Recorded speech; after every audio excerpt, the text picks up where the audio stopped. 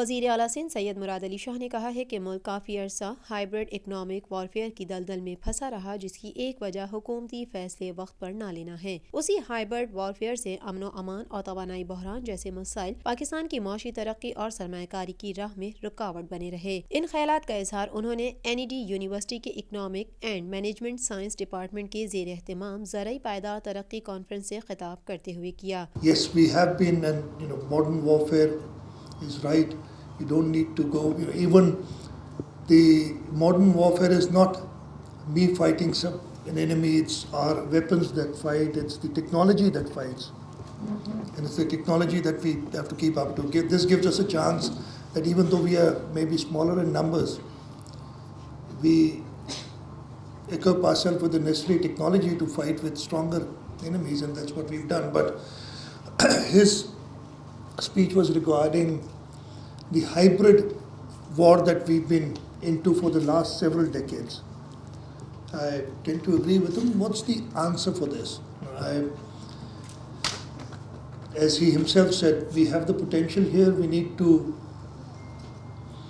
depend on our own indigenous resources, and we have them. وزیر اعلیٰ سندھ نے خطاب میں کہا کہ رواں ماہ ہم تھر میں پہلی بار بجلی الیکٹران کوئلے سے پیدا کر کے نیشنل گرڈ میں شامل کریں گے۔ انہوں نے کہا کہ اس وقت دنیا کو غربت، سماجی ترقی، موسمی تبدیلی اور ماحولیاتی مسائل جیسے چیلنجز ہیں۔ ہم زبردست قوم ہیں، ہمیں مل کر جدوجہد کرنا ہوگی۔ اگر مل کر جدوجہد کریں تو ہمیں کوئی نہیں روک سکتا۔ ہر والا سندھ اینگلو کول مائننگ کمپنی ہے جو میجورٹی اون سندھ گورنمنٹ کی ہے، اور اس کا انشاءاللہ تعالیٰ کوئلے پہ تو ہم پہنچ گئے، میں گیا بھی تھا اور کافی اس کو بھی 3-4 مہینے ہو گئے۔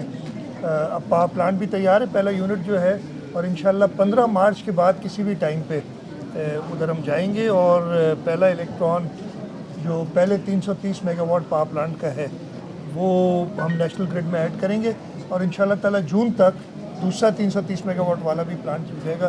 جون تک 660 میگا واٹ بجلی گھر سے انڈیجنس کول سے پیدا ہوگی۔ انہوں نے مزید کہا کہ پائیدار ترقی کے مقاصد پر 193 ممالک کے سربراہان نے UN جنرل اسمبلی میں دستخط کیے تھے۔ ترقی کے مقاصد پاکستان جیسے دیگر ممالک کے لیے غربت کے خاتمے کے لیے رہنما اصول ہیں۔ وزیر اعلیٰ سندھ نے کہا کہ غربت کے خاتمے کے لیے وفاقی حکومت نے 2008 میں بے نظیر انکم سپورٹ پروگرام شروع کیا، جس سے لاکھوں لوگ مستفید ہو چکے ہیں۔ ایک سوال کے جواب میں میڈیا کو انہوں نے بتایا کہ یونیورسٹیز اور تعلیمی بورڈز کے مسائل نئے نہیں ہیں۔ جب میں 2016 میں وزیر اعلیٰ سندھ بنا تو اس وقت CTD سے انکوائری کروائی تھی، کیونکہ ان کے پاس مہارت موجود تھی، جس میں کافی لوگ پکڑے گئے تھے۔ بورڈز اور یونیورسٹیز کے اندر، خاص طور پہ بورڈز کے اندر جو ایشوز تھے یہ نئے نہیں ہیں۔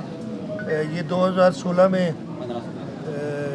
میں جب چیف منسٹر پہلے بنا تھا اسی وقت انکوائری کی تھی، لوگ بھی پکڑے تھے، میں نے CTD کو بھی انکوائری دی تھی، اس لیے کہ ان کے پاس وہ ایکسپرٹیز موجود تھی، اور کافی حد تک ہم اس کو کلینس کر سکے۔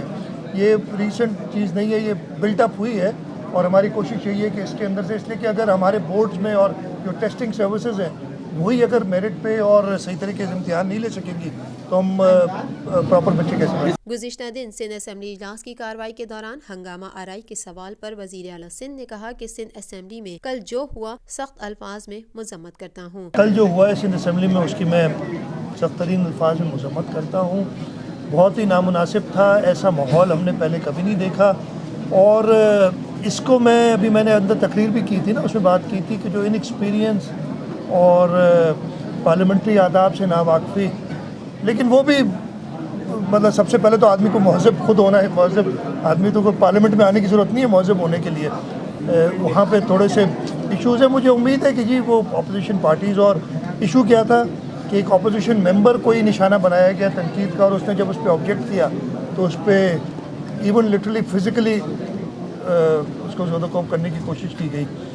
بہت ہی غلط روایت ڈالی ہے اپوزیشن نے، اور میں یہی کوشش ہوگی کہ سندھ اسمبلی وہ اسمبلی جس کو یہ جو ہے اعزاز حاصل ہے کہ اس نے پاکستان کی قرارداد پاس کی تھی، اس میں کم از کم یہ حالات نہیں ہونے چاہیے۔